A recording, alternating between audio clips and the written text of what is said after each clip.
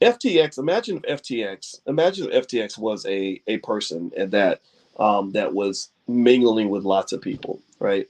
And let's say FTX is the most handsome guy in the room. So all the girls wanted to sleep with FTX. All the women, FTX was Magic Johnson. So all the other companies saw this big handsome company, with all this money. The money made FTX beautiful, and they said, "Oh, I want to get next to that. I want to sleep with that." Right? And FTX was sleeping with everybody. FTX was making investments in companies. FTX was loaning money to companies. FTX was borrowing money from companies. FTX was doing a whole lot of financial mingling. And as a result of that, the financial contagion took place. Professor Andrew Caroli, who I've spoken about before, he was my chair by dissertation committee when I was at Ohio State. He talks about how you can become financially contagious just like you could become contagious with COVID or anything else. So the financial contagion from FTX was pretty massive because FTX was a super spreader, and in addition to being a super spreader, they interacted with lots of companies because lots of companies wanted to be connected to FTX. It's almost like when Donald Trump, got COVID. That was a big deal because Trump is shaking tons of people's hands and going in lots of spaces, and people are just kind of letting him in. So a lot of companies were infected by FTX. They were infected by the FTX financial STD. Now, think about it like this. Remember when Magic Johnson, made his horrible announcement way back in the day? Some of y'all might not be old enough to remember it, but I remember it very clearly. And then he went on national TV and he talked about all the sex he was having, how sexually irresponsible he was, how he was having threesomes and foursomes, and for all we know, he could have been sleeping with men. Nobody knows. Like nobody. I'm not judging. It's just is what it is, right? Well, what people didn't think about was that means Magic wasn't the only person who got infected. There were a lot of people that got infected, and then those people infected other people. So the CDC, if you're looking at these models, remember a lot of financial models on how money grows actually come from biology because money grows like a virus, literally. So these models that the CDC might use to explain how a disease spreads and how fast it can spread. Um, these are the models that we did in finance, and I'm sitting there thinking the models are going through my head, and I'm thinking, whoo, you probably infected a ton of people. So FTX is the Magic Johnson of the crypto space. FTX infected lots of people, and those people infected lots of people. So you have a nasty virus all throughout the crypto space. And here's the other thing too. Here's the last piece. This is the last important piece. Now let me ask y'all this: if somebody was a person who was directly or indirectly infected by Magic Johnson, do you think that they're going to go out and tell the world that they got infected? I'll wait. You think they're going to go make an announcement? You think they're going to go and just go on TV and say, "Yeah, he got me too. I went to the doctor. I'm going down." What do you think? You think people are going to tell everybody?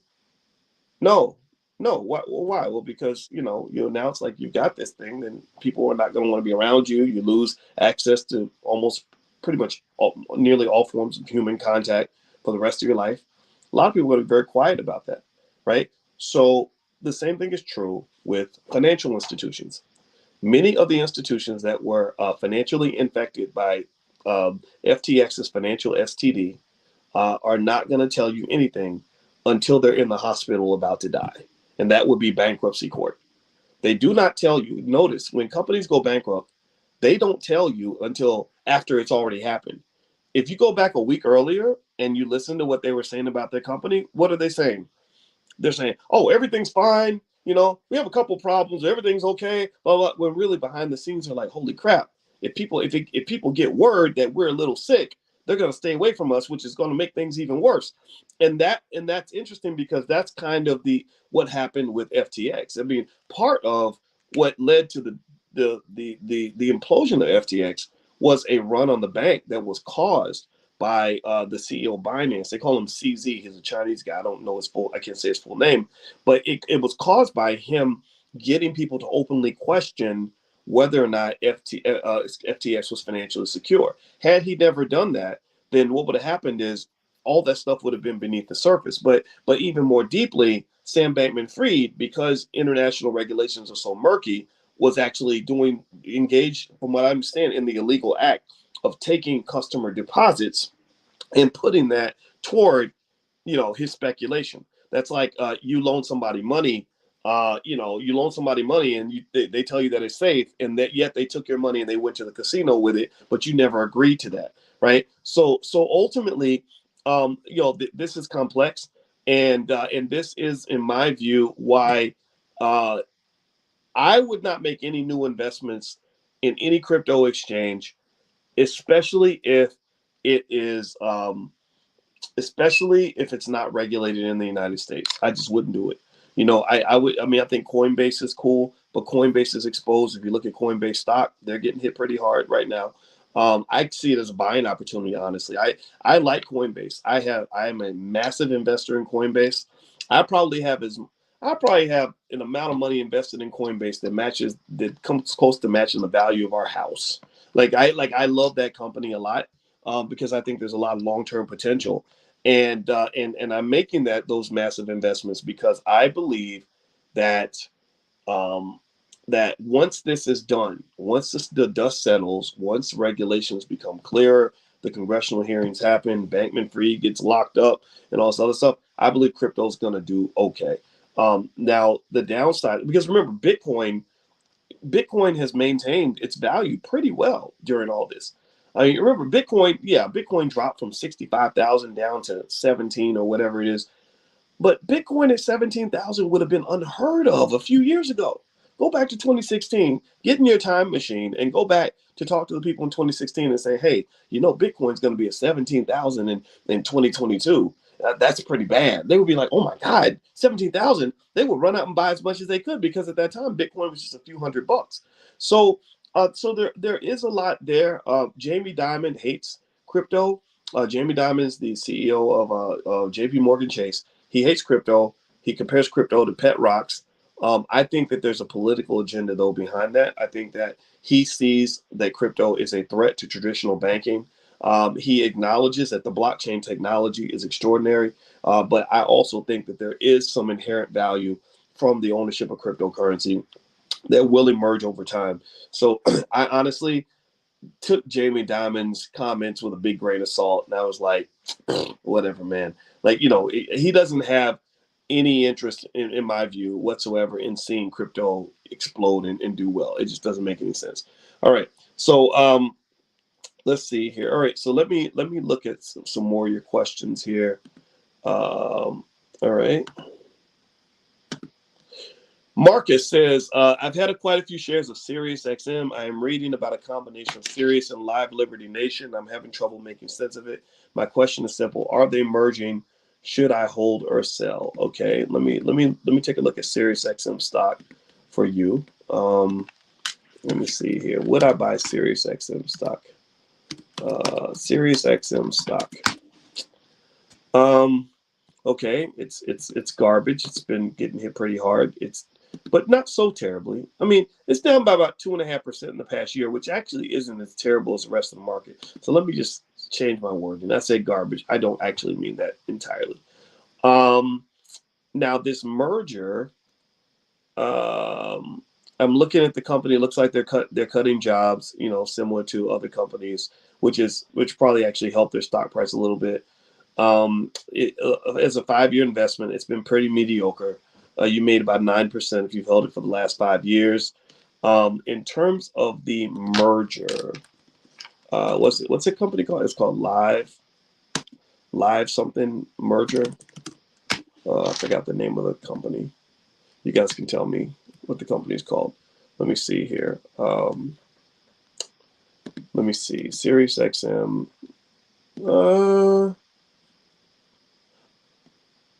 Okay, I know they talked about merging with Live Nation. What was it called? It was Live something. It wasn't Live Nation, though. And when I search for a merger, I don't really see anything.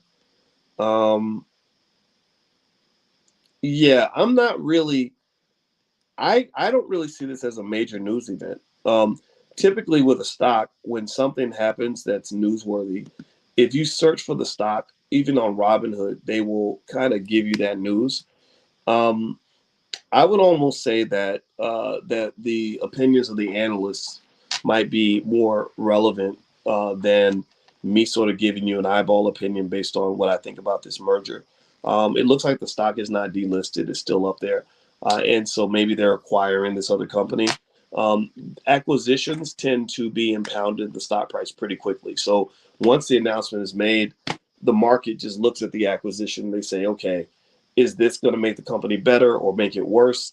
And, and really, truth be told, I know I was kind of hard on Sirius stock in the beginning of the conversation, but it hasn't actually done that bad compared to the rest of the market. Now, Citigroup doesn't think that the stock is a good buy, and they just downgraded their recommendation on the stock. They've actually downgraded it to a sell. So if you care about what Citigroup thinks, then there you go. But one of the things about stocks like Sirius or really any other stock is, generally speaking, I think some general rules about investing can be beneficial to you. Like, I don't tend to buy stock when the market's having kind of a down cycle. There's two factors that can move a stock price. There's what is called systematic risk, and then there's what is called idiosyncratic risk. So systematic risk is economy wide, market wide. It's like if it rains and then everybody gets wet. Idiosyncratic is specific information related to that specific company. Systematic risk is pretty powerful. It's pretty powerful. And that gives you an opportunity if you're able to identify good companies from bad ones. That's why, being in this class is beneficial to you. That's why financial literacy is beneficial, because some companies get their price dropped. Like, the market itself will go down, and then you'll see maybe Apple stock go down. But Apple's a good company. Apple was just as good today as it was yesterday. So Apple's kind of being pulled down, by the entire economy. So that might be a good time to jump into Apple. So what I tend to do is I look for days on day. I just pretty much do the opposite of what everybody else kind of does. When the market's doing really bad, that's when I buy as much as possible. When the market's doing really well, that's when I'm selling as much as possible. So for example, a lot of you that are in the Prime program, where all we do is sell stock options to generate income, um, I sell a lot of stuff, and when the market is down, I'm buying like crazy. When the market is up, I'm selling like crazy. I'm selling my options, and then I'm also buying puts, which is another bearish strategy. I become a bear when everyone else is a bull. I become a bull when everyone else is a bear, because the goal with investing is you do not want to move in sync with the rest of the world. You want to be a step ahead of the rest of the world.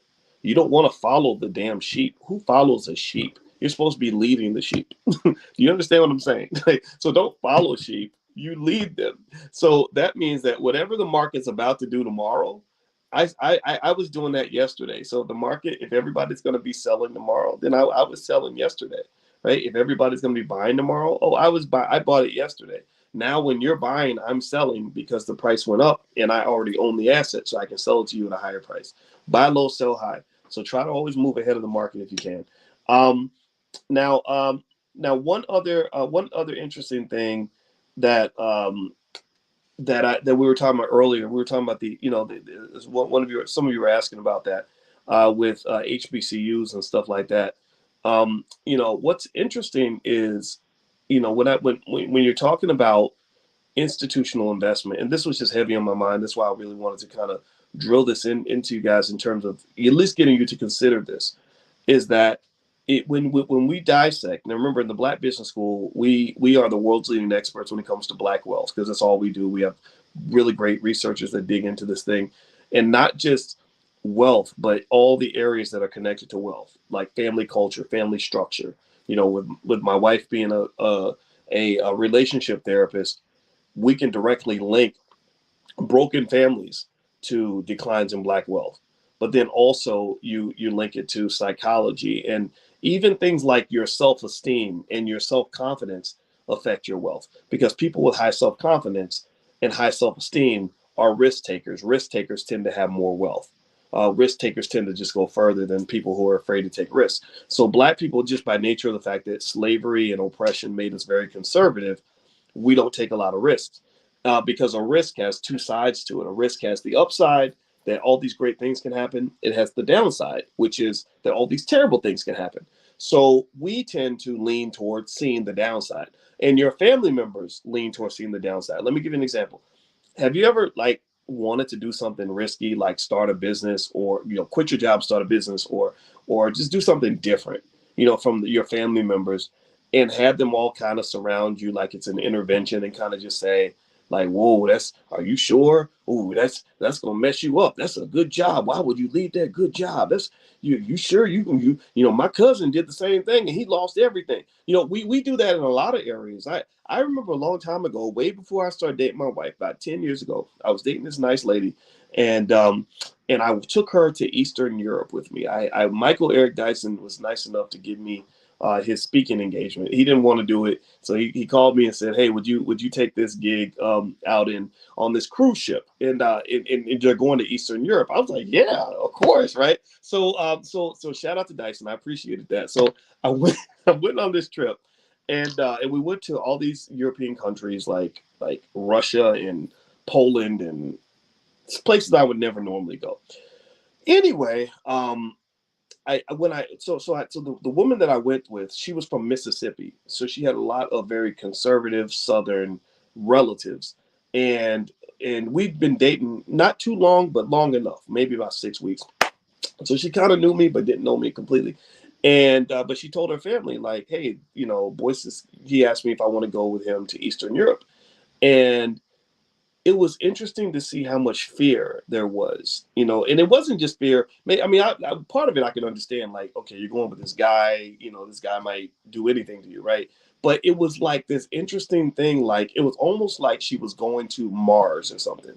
Like they were like, girl, oh my gosh, I was so scared. I was praying every day. I was so worried because they're thinking, oh, she's on a cruise ship. The ship's could sink and she could die. She's going to Europe. She could go over there and get killed. And it just made me think about that conservative nature. Well, little things like that culture affect your ability to build wealth, because every time you have a great person that comes along that has the ability to, become, maybe the Malcolm X of finance, or the next Black Mark Zuckerberg, and create some billion-dollar company, and they then step out with $1 billion vision, and they have $1 billion worth of courage, but they're not getting any support from anybody around them because everybody's scared. Everybody's warning him about the downside. And I can tell you, when you're doing something really hard and really scary and really crazy, that's really risky, that could go wrong, the last thing you need is people constantly in your ear telling you, like, what could go wrong, because that's going to affect your confidence level. And then after that, if it does go wrong, which it very well could, they're going to stand around and say, I told you so. I told you not to take that chance. I told you not to do that. Believe it or not, in financial theory, there's actually a ton of research on this. One guy that was on my dissertation committee named David Hirschleifer studied that. He studied what is called the herding effect, in terms of how people move like sheep. They move in herds when it comes to investing, and not just financial investing, but how you invest your life, choices you make in every area of relationships, everything else. So basically what he said is that people will follow the crowd even if they know the crowd is wrong, because the risk and the penalty of not following the crowd and having it not work out is just way too high. Even CEOs do this. Even CEOs, Harvard educated CEOs do this. They'll see that the crowd is making the wrong move, but they'll just do what the crowd is doing, because here's the thing. If you follow the crowd and the crowd fails, then nobody's going to really give you a hard time. They're going to say, yeah, well, of course you got it wrong. Everybody got it wrong, right? So you're kind of, misery loves company. You're in the company of misery. So people are not going to really fault you for making the same mistake as everybody else. But what if you go your own way and it turns out to be wrong? Well, then what are they going to say? They're going to say you were wrong because you didn't follow the crowd. You should have followed the crowd, right? When really everything has what is called a probability distribution. No matter what you do, there's, if you have a 70% chance of success, there's still that 30% chance that it doesn't work out. That doesn't mean that you necessarily made the wrong decision. That just means it didn't work out. You made a decision that worked for you based on your goals, your philosophy, and it just didn't work out, right? And that's okay. And I would encourage you to kind of try to adopt that perspective. Okay, you quit your job, you go start a business, you're invested like crazy in building your own your own institution for your family, and it doesn't work out. That doesn't mean that it was doomed to fail. That just means that maybe for all you know, you could have had an 80% chance of success, and you just landed in the wrong 20%. That's okay. It's so this conservative nature, it dampens black wealth. It dampens possibility, because what that conservatism does is, by and acting on fear, it keeps you from doing the things that actually lead to those, what they call long tail possibilities.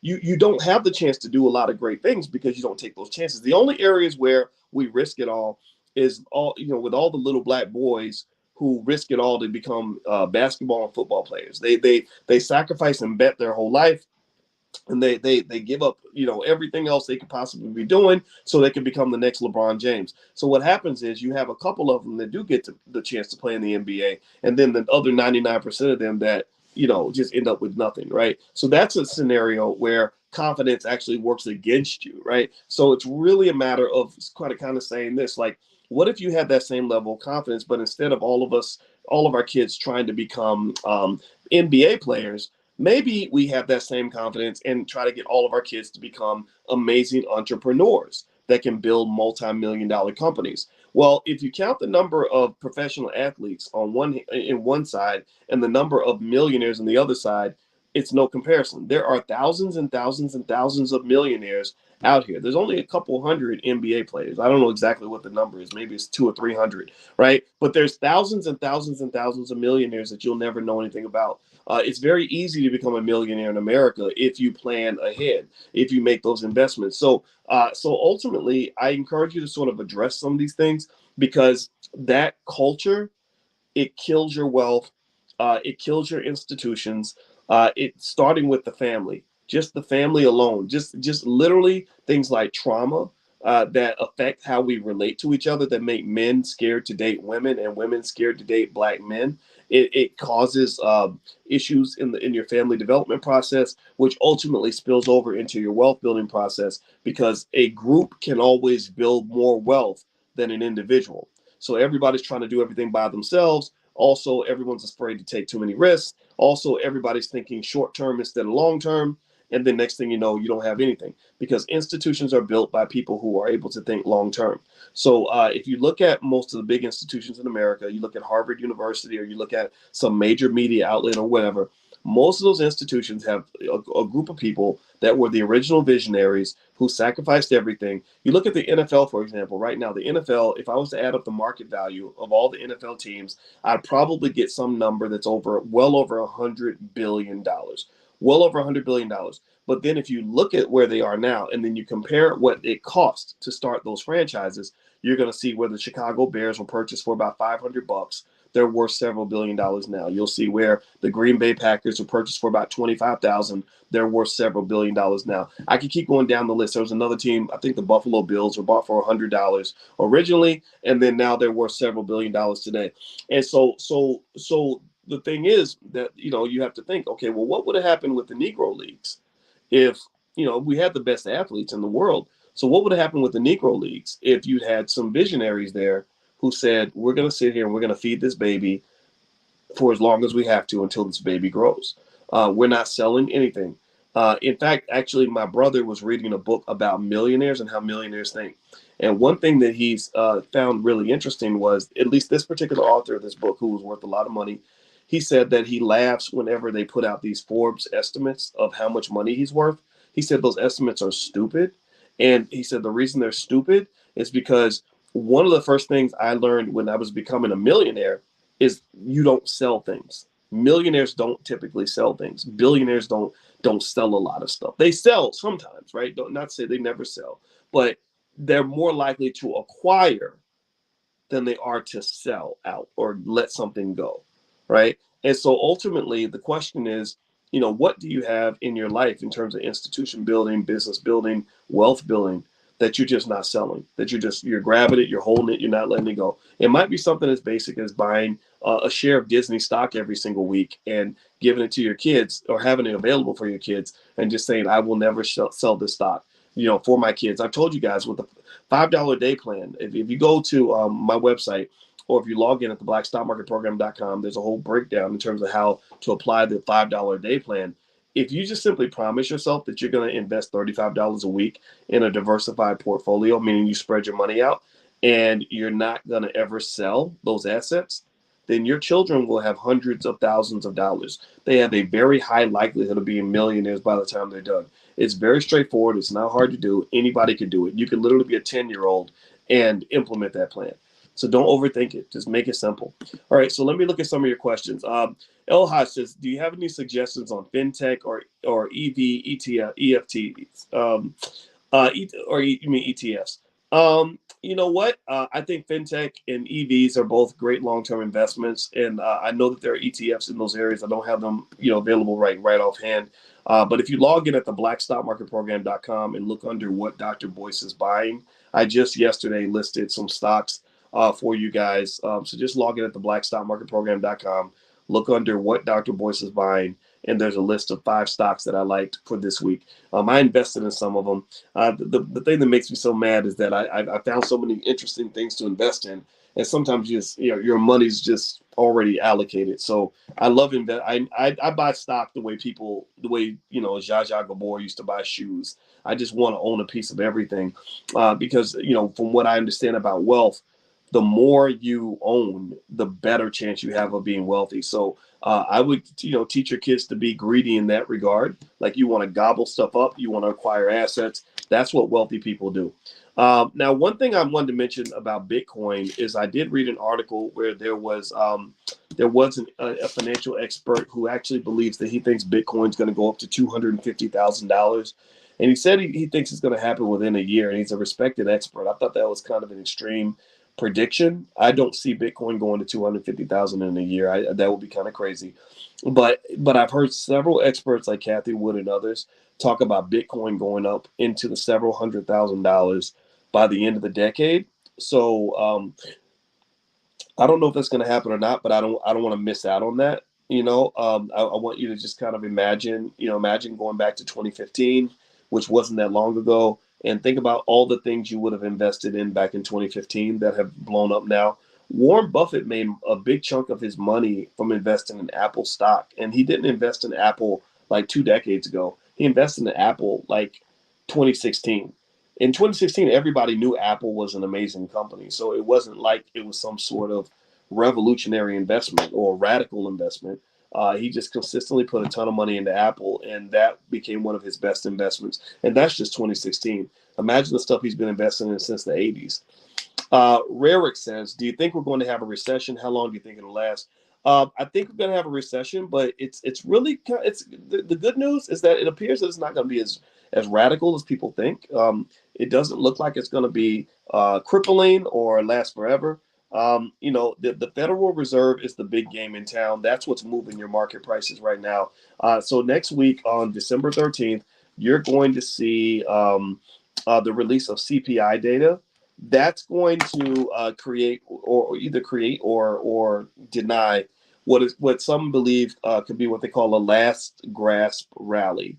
A lot of people, there are some experts who believe that before the end of the year, the stock market could have one more big surge. But the person who made that prediction actually also said that he believes that once earnings reports start to get to weaken as a result of all the Fed rate hiking, that's when you're going to start seeing prices go down. So he believes we're going to hit new lows in 2023. So be ready for that. So it's really tough. I mean, if you listen to the different experts and analysts, the predictions are all over the place. So I don't think it's a matter of listening to what 1 or 2 people say. It's a matter of just taking in all the information and all the possibilities of all the things that can happen. So what I've been doing is I have a lot of put options, on important investments, especially the riskier ones and stuff like that. In the Prime program, we always talk about buying your puts before you start making your income. But then also I have my launching pads, right? Like, I buy things that are either long-term investments, or I buy things that if they do well, it could lead to a lot of income and stuff like that. So it's really a matter of sort of picking 2 or 3 possibilities and trying to see if you can prepare for 2 or 3 different possibilities instead of leveraging everything on just one. Also, if you happen to be one of those people that has put a ton of money into crypto and stuff like that, just back away from all that stuff. I mean, I assume you already have, But, I saw people when Bitcoin was doing really well. I saw NFL players getting their whole salary in Bitcoin and all this foolishness. That was silly, man. There's no reason to take that sort of dramatic risk. I think you should dabble in crypto, but I don't think you should put everything in crypto. What is CPI? CPI is the Consumer Price Index. That is inflation. That is the inflation report. Rarick says, what industry do you think the recession is going to hurt the most? I'm going to guess, real estate. And technology has been hit pretty hard because technology is highly leveraged and contains a lot of growth companies that maybe have big market share but weren't profitable. The companies that tend to do best during recessions are companies that have cash flow. So because cash flow keeps you safe when times get hard or banks stop loaning money, things like that. Couple more questions to see. How do you evaluate a good company to invest in? That's a good question, Rarick. I use a lot of techniques, just because I've learned a lot of stuff over the years. But actually, I did do a weekend intensive where I actually broke down an 11-step process of 11 questions you can ask yourself before you decide whether or not to buy a stock. And I think the URL was thedrboycemethod.com, thedrboycemethod.com. Let me make sure the URL still works. But yeah, if you go to thedrboycemethod.com, I just decided to call it the Dr. Boyce Method because I actually formalized an 11-step process. So you can just take a look at that and decide if that works for you. And it'll kind of help you decide what to add to your portfolio. Investing is not really a one-size-fits-all kind of thing. It's really one of those things where it just kind of depends on what you're trying to do.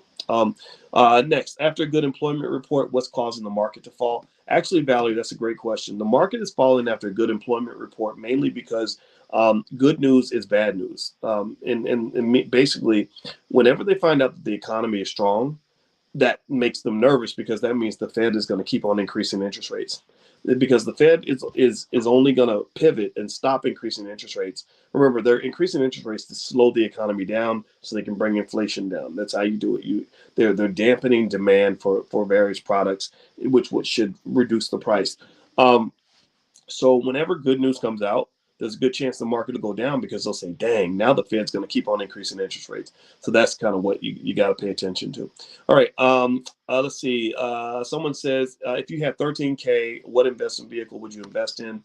I think like some of the, was SPY, the S&P 500 ETF, something that's diversified. And then also, just make sure you don't put your money. I wouldn't put that if that's my last 13,000. I wouldn't put it in any kind of illiquid investment. That's why you got to be careful about investments like investing in your cousin's liquor store and all that, because you put that cash in, you may never get that cash back out. And liquidity is really important. Liquidity is the accessibility of cash. Can you get cash? Can you stay liquid? And so if I put my money, and believe me, I've learned the hard way. I put my money into investments that were not liquid. It was years before I could access my money again. And you don't have to do that in order to make a profit. The stock market is nice because it does have that liquidity where you can go and sell some stock whenever you need some cash. That was why the whole Prime program was created, because I realized so many of you were looking for ways to generate income from your stocks without having to sell them. So drboyceprime.com is the URL you can take a look at, drboyceprime.com. All right, Otis says, how can I combine my Black Money 102 with my Prime courses as a set? Otis, talk to the support team at the Black Business School. We have a great support team. Email support@theblackbusinessschool.com. That's support@theblackbusinessschool.com. If you ever have any questions, we have an excellent support team that's always waiting to make sure you're taken care of. All right, last question. Do you have the same confidence in Twitter as you have in Tesla? You know what? I do have the same confidence that I have in Twitter that I have in Tesla, but I don't have a lot of confidence in Tesla or Twitter. But I like Tesla and Twitter because I like Elon Musk. I think Elon Musk is really smart. I'm looking forward to seeing if Elon Musk can actually get us to Mars. I think he's made great progress getting there. I think on the downside, though, is Elon Musk is one person and he works really, really hard. So if Elon Musk ends up dying or something, then Tesla stock is going to plummet because they have a lot of what is called key man risk. And that means that, that if he's gone, then that's a problem. So I'm not saying don't invest in Tesla. I do have some holdings in Tesla. I don't hold anything in Twitter because Twitter is not a publicly traded company. Right now, it's privately owned, privately controlled by Elon Musk. He's the boss. He's the HWIC of that company. So he decides everything with that company now. There's no public trading of Twitter. It may change in the future. Now with Tesla, Tesla's nice, but remember Tesla's not dominating the EV market like it used to. Mercedes Benz is killing it. They're making some great EVs. Now Tesla's advantage, according to Musk, is that they just are so far ahead in terms of technology and stuff like that. I'd be curious to know how long they can maintain that lead and if that's worth the insane multiples. Here's another little secret about Tesla that you need to understand. This is the last point I'm gonna make. Then I got to run out of here. And I enjoyed hanging out with you, and we've done an hour, so that's good enough time for us to absorb. We'll meet again next Tuesday. Elon Musk himself has repeatedly told people that the Tesla stock price is too high. Does anybody know that? He repeatedly has said it's too high. Don't buy it. It's too high. I wouldn't buy it at this price. He literally keeps saying that. So unless you think it's a joke and he's trying to just use reverse psychology, you might want to listen to the man. So I don't dislike Tesla. I do like it, but I'm not going to keep on buying more and more and more shares. But I do have a piece, and that's how you invest. You just say, okay, I like that. I'm gonna get a piece of that. I like Disney. I'm gonna get a piece of that. Right? You don't think about it like, oh, I'm gonna bet everything on this stock. You're not marrying the company. You're just investing in the company. So that's just my thought for today. And next week we're gonna meet again. And we meet every Tuesday at 11 a.m. Eastern. If you want to see the recordings of all the lectures that I've done over the years, you can literally go back probably 5 years and check out every single lecture we've done. So if you want to sit and listen to me all day long, what you can do is you can play the videos, speed them up so that it just kind of you get through the content faster. And if you just sit there and you just listen to these lectures over and over and over again, you're gonna be super smart when it comes to investing. I don't like bragging, but I'm really good at this. This is my thing. Just to tell you a funny little story, when I was talking to Kanye West on the phone, he was trying to get a sense of who I am and what I do. He had heard of me, right? And that's why he called me. I told you I don't call celebrities. I don't even trust them, to be honest with you. And I said, he said, so what do you know about money and finance? And I said, well, you're a genius in the studio, and that's where you made your mark in the world. I said, so as good as you are in the studio, that's how good I am with finance, economics, and particularly black wealth. So I'm the Kanye West of black wealth, in my opinion. But I know that sounds cocky, and I'll never say anything that arrogant again. But literally, I guarantee you that if you listen to these lectures repeatedly, you will understand economics better than 99% of all people, because this isn't just financial, knowledge. 401ks and all that. I know all that stuff. But what the PhD allows me to do is I can read between the lines. And also, one of the things I realize is that it's almost like being a surgeon. When you have a really good brain surgeon, he focuses on the brain or a special aspect of the brain. It's about focus. There are lots of people that talk about money and economics, but there aren't that many people who just say, look, I'm just going to talk about black wealth. I'm going to study black wealth. I'm going to study black people, black wealth, black culture, black relationships, black everything, and how that links back to black wealth. That's what we're good at in the Black Business School. Now, someone says, you sure you want to be Kanye? I don't want to be Kanye now. I don't want to be that Kanye. I'm talking about the musical Kanye, the Kanye that is great with music and beats and poetry, and he's brilliant in that regard.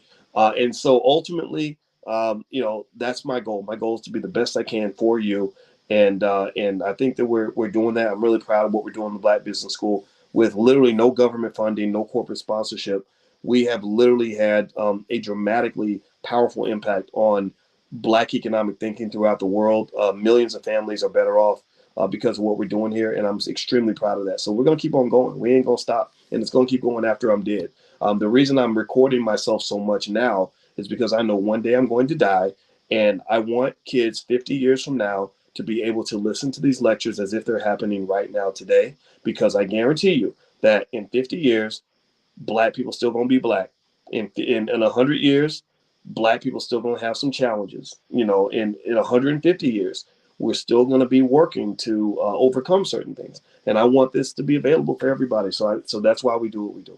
All right. So I'm out of here, guys. Have a good night. God bless you. It was great talking to you. And I love you. And I will see you guys soon. If you want to join us for the Black Wall Street boot camp that's happening, actually starts tonight with Cody Ransom. He's going to break down the whole history of Black Wall Street, how it was built, who the key players were, what you can learn from it. It's extraordinary. I mean, I met Cody. I saw his presentation. It blew my mind. That's why I invited him to participate in the Black Business School. You can just go to my website, boycewatkins.com, and you can actually sign up, and all the materials are yours for life.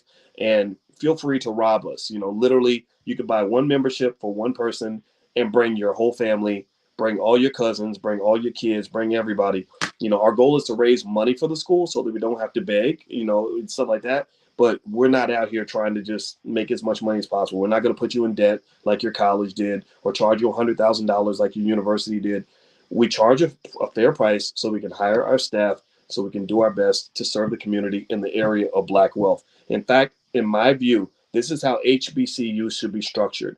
HBCUs should be structured where they operate on leaner budgets, where they have independent economic mechanisms, and they produce entrepreneurs who can then come back and become supporters and donors to the school. That will make HBCU strong. You can't just keep producing employees, because you see what that has gotten you. It's gotten you nowhere. So anyway, that's my rant for today. I'm gonna get out of here, guys. God bless you. I'll see you soon, and I'll see you next Tuesday, 11 a.m. Take care. Bye bye.